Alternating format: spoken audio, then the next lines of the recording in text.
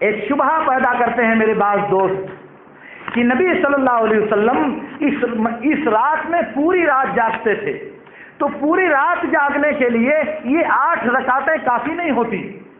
پوری رات شب بیداری کرنے کے لیے صرف 8 رکعتوں کی پابندی ضروری نہیں ہونی چاہیے، رات بھر ہمیں نماز پڑھنے کا موقع ملنا چاہیے۔ رات بھر اگر آدمی 8 سے زیادہ پڑھ لیتا ہے، نفلی نماز پڑھ لیتا ہے، تو نفل نماز پڑھنے میں کیا حرج ہے؟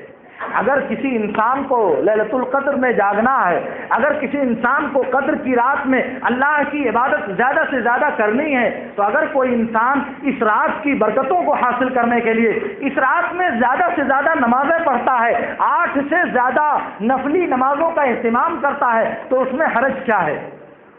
یہ بات لوگ کہتے ہیں، لیکن میں نے کہا کیا ایسا ممکن ہے کہ عبادت کے معاملے میں امت کا کوئی فرد محمد الرسول اللہ صلی اللہ علیہ وسلم سے آگے بڑھ جائے؟ کیا ایسا ہو سکتا ہے کہ امت کا کوئی بڑے سے بڑا انسان اللہ کی پیغمبر سے زیادہ عبادت کر لے؟ کیا ایسا ممکن ہے کہ کسی امتی کے دل میں اللہ کا تقوی اور اللہ کا ڈر پیغمبر سے زیادہ ہو جائے؟ نہیں میرے دوستو، ایسا نہیں ہو سکتا۔ اور نبی صلی اللہ علیہ وسلم کے بارے میں مائی عائشہ رضی اللہ تعالی عنہا نے کہا، جیسا کہ صحیح مسلم کی روایت میں ہے کہ اللہ کے رسول صلی اللہ علیہ وسلم عشاء کی نماز سے فارغ ہونے کے بعد سے لے کر طلوع فجر تک 11 رکعت نماز پڑھتے تھے، ہر 2 رکعت پر سلام پھیرتے تھے اور 1 رکعت وتر پڑھتے تھے۔ کب نبی صلی اللہ علیہ وسلم جب بھی رات کو نماز پڑھتے تھے تو عشاء سے لے کر طلوع فجر تک 11 رکعت نماز پڑھتے تھے۔ اور بخاری اور مسلم کی ایک دوسری روایت میں ہے، ابو سلمہ بن عبد الرحمن بن عوف زہری رحمت اللہ علیہ نے ام المومنین عائشہ رضی اللہ عنہا سے پوچھا کہ اللہ کے رسول کی نماز رمضان میں کیسی ہوتی تھی، جس کو ہم لوگ تراویح کہتے ہیں، اللہ کے رسول رمضان میں کیسی نماز پڑھتے تھے؟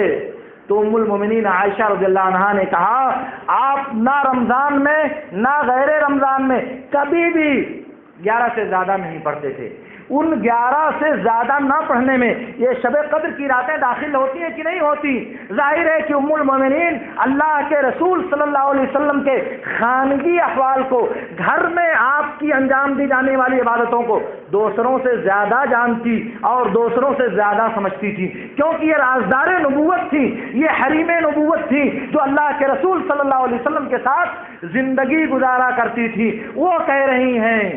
کہ آپ کبھی بھی نہ تو رمضان میں نہ رمضان کے باہر کبھی بھی 11 رکعت سے زیادہ نہیں پڑھا کرتے تھے۔ اس میں یہ لیلۃ القدر بھی شامل ہے، اس میں رمضان کا آخری عشرہ بھی شامل ہے، جس میں نبی صلی اللہ علیہ وسلم پوری رات جاگا کرتے تھے، پوری رات کو زندہ کرتے تھے، پوری رات اللہ رب العالمین کی جس میں آپ عبادت کیا کرتے تھے۔ اس لیے معلوم یہ ہوا کہ نبی کا طریقہ یہ ہے کہ لیلۃ القدر میں جب قیام اللیل کیا جائے، لیلۃ القدر کی راتوں میں جب جاگ جاگ کر اللہ کے لیے نماز پڑھی جائے، تو سنت کا طریقہ یہ ہے کہ مغرب اور فجر کے عشاء اور فجر کے بیچ میں 11 رکعتیں پڑھی جائیں اور انہی 11 رکعتوں کی پابندی کی جائے جو نبی صلی اللہ علیہ وسلم نے کیا تھا۔ اور یہ سوچنا کہ ہم اللہ کی زیادہ عبادت کر لے جائیں گے اور یہ سوچنا ہم اللہ کو راضی کرنے کے اعمال زیادہ انجام دے لے جائیں گے، یہ بہت بڑی ہماری بھول کی بات ہوگی، یہ بہت بڑی ہماری لغزش کی بات ہوگی۔